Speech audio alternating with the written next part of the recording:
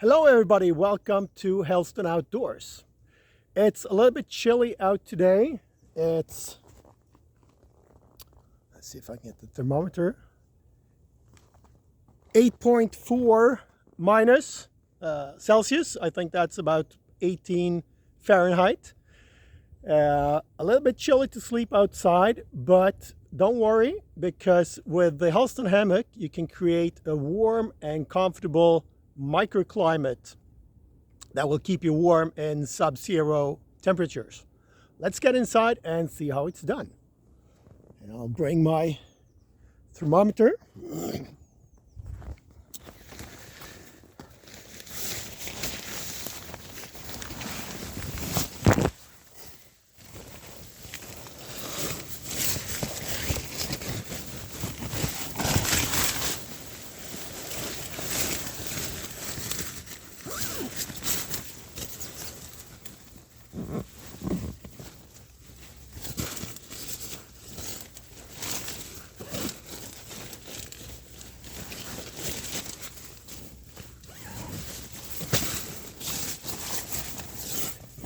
There. Now I'm inside. To help me create this microclimate, I have an insulated sleeping pad with an R value of 4.2. I have closed the sides and the windows to keep heat in. And I have a double layered tent with a thin layer of air in between the layers. And that creates kind of like a shield that slows down heat loss from heat radiation.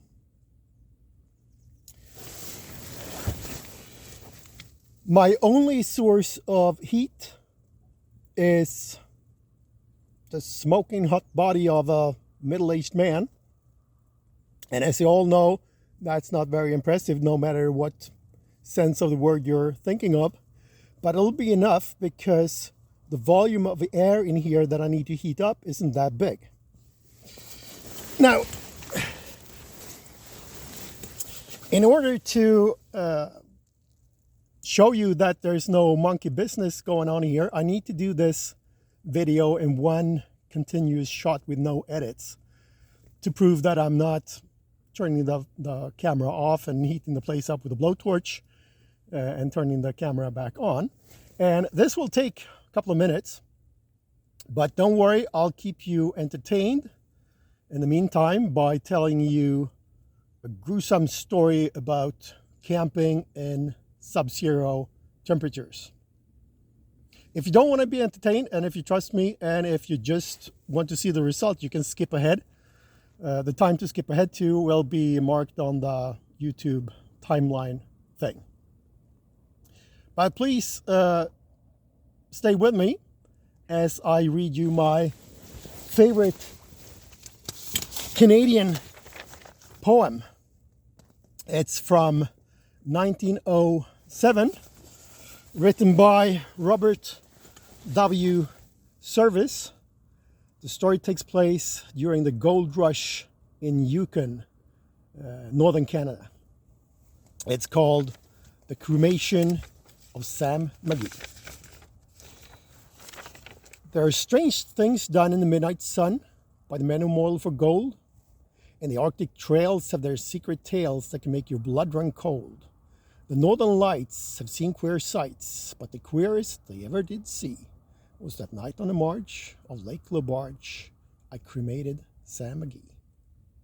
Now, Sam McGee was from Tennessee, where the cotton blooms and blows.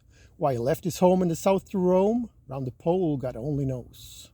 He was always cold, but the land of gold seemed to hold him like a spell, though he'd often say in his homely way that he'd sooner live in hell. On a Christmas day, we were mushing our way over the Donson Trail.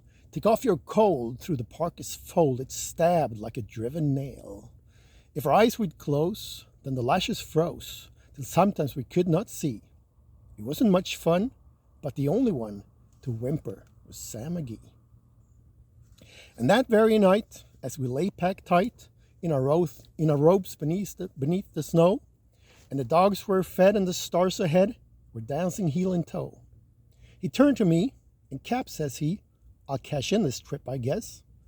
And if I do, I'm asking that you won't refuse my last request. Well, he seemed so low that I couldn't say no. Then he says with a sort of a moan, it's that cursed cold, and it's got right hold till I'm chilled clean through to the bone. Yet it ain't being dead, it's my awful dread of the icy grave that pains. So I want you to swear that foul or fair, you'll cremate my last remains. A pal's last need is a thing to heed, so I swore I would not fail. And we started on at the streak of dawn, but God, he looked ghastly pale. He crutched on the sleigh and raved all day of his home in Tennessee. And before nightfall, a corpse was all that was left of Sam McGee. There wasn't a breath in that land of death, and I hurried in horror driven, with a corpse half hid that I couldn't get rid because of a promise given.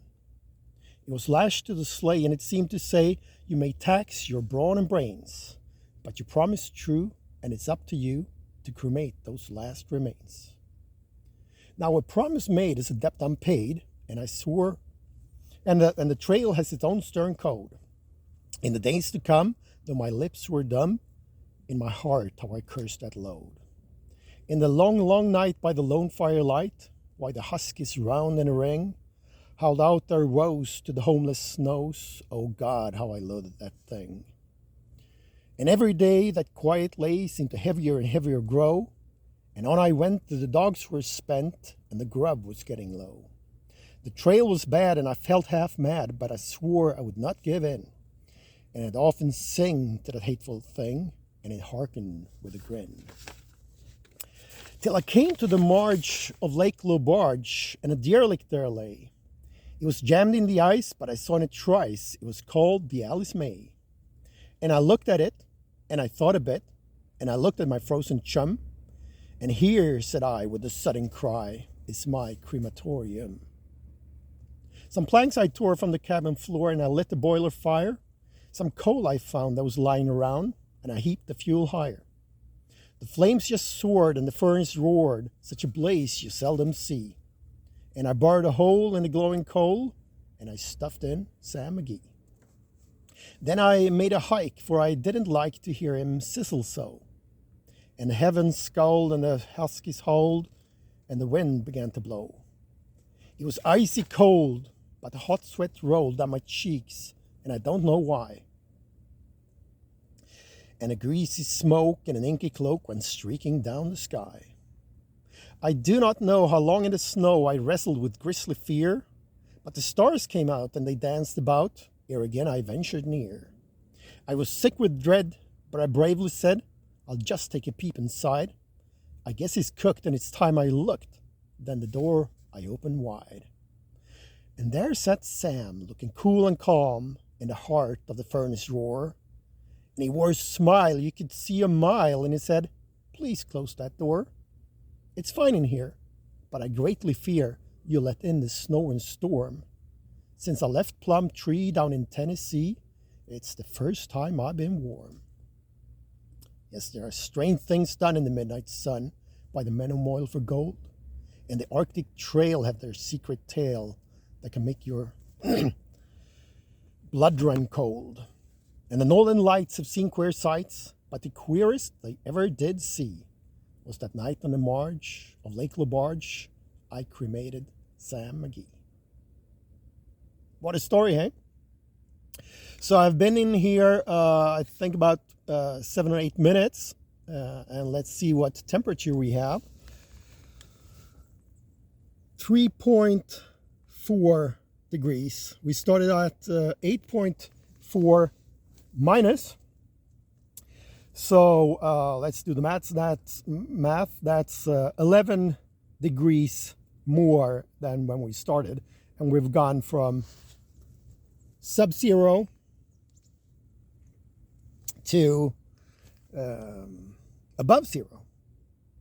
Not bad. If I stay here another 10 minutes, I think I can crank it up to 5, 6, maybe even 7 degrees. So, today we have learned 2 things. One,